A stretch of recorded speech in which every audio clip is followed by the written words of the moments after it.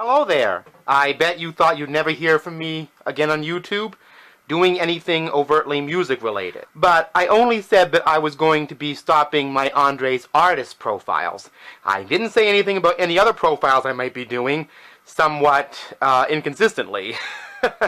No, I didn't troll all of you, as the internet lingo goes. I actually fully intended to maintain doing vinyl finds and my Andre's genre profiles, which I'm about to do now because in terms of my vinyl, I know exactly where it is, and I don't have to worry about organization when it comes to various artist collections like this. So that's what this is, my second genre profile on funk and soul.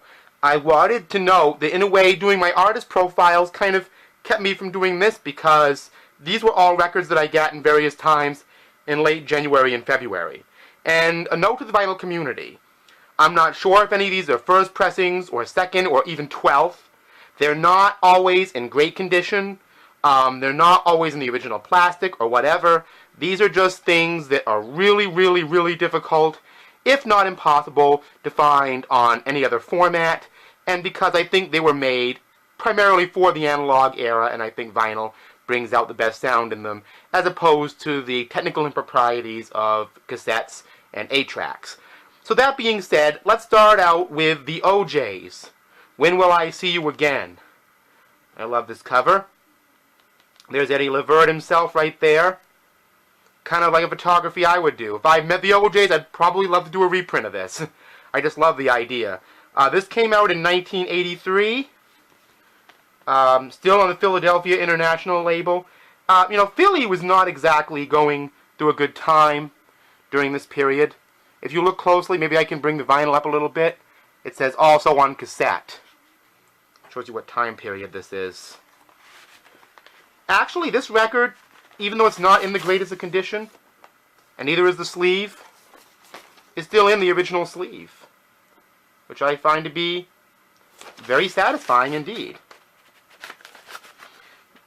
Now this is Mondre, and this is Mondre 2, and this was a Motown funk group from the late 1970s. And I know it looks thick, but this is not a gatefold. Got this in a dollar bin at a local place called Dr. Records. Wanted to give a shout out to them. On Hammond Street in Bangor, local support Dr. Records. Somebody stuffed Mondre 1 from 1977 and Mondre 2 from 1978 in this case. So I got both albums, but not both covers. And they're just in plain sleeves with the classic late 70s, early 80s Motown label. And that's the way I'm gonna keep them. Next is Supercharged. You know, I already have their first album, which I think you saw in another genre profile of mine. But I found this one called Horizontal Refreshment. This album was recorded in 1977. It's on the Virgin record label. I love that. Looks like an album cover by Osibisa, an African group you may know about. Now this is from WMEB Radio. You can see they wrote WMEB on here. And you can find these easy all over Bangor because they got rid of a lot of their vinyl. This is Enchantment. They were a group that I thought for years only recorded primarily, you know, in the early 70s, but actually they went into the 80s and released boogie funk albums like this album Utopia.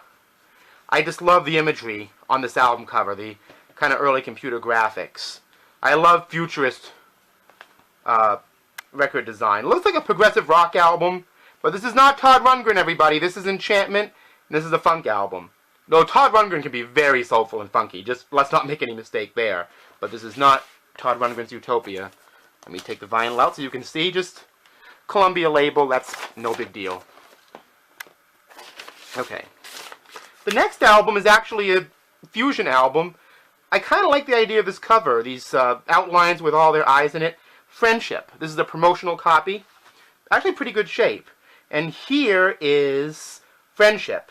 It's Alex Acuna, a drummer, Ernie Watts on sax and synthesizer piccolo, Don Grusin on keyboards, Abraham Laboriel, a bassist, Steve Foreman percussion, and acoustic and electric guitar. Maestro Lee Rettenauer. This is a sextet. This was recorded in 1979. Been looking around all over the place for this for years. It's just a promotion on the Elektra label.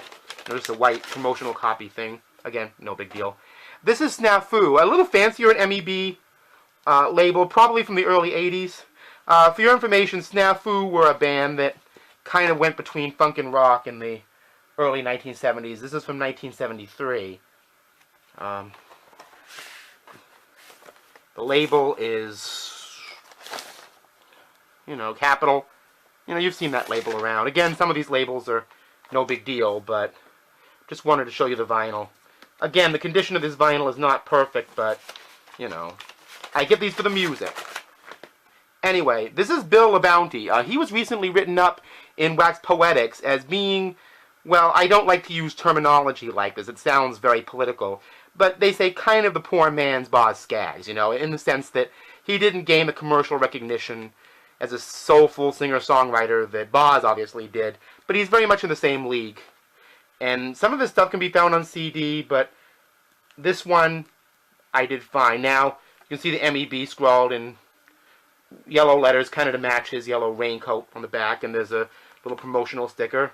This album is from 1979. There's actually a catalog label on top, M3492. This actually has the original lyric guide on the back and front of the sleeve, and the Warner Brothers Curb label with the MEB sign on it. And the next album I have is the one album by Gino Vanelli here that I was not able to find readily on CD, and I've actually heard it, elsewhere. But this is Gino Vanelli's Crazy Life, his debut on A&M from 1973. Great album. And the one thing I love about this, when you open it up, it has the beautiful original sleeve, which has a picture of Gino and his brother Joe, who did the keyboards. The Vanellis was always a family affair, and there's Gino Vanelli. Always a good one for the dreamy expressions. Handsome dude. Anyway, open this up. It's got the old Warner Brothers label. Actually in really pristine condition. I bet this plays superbly. Fantastic artist.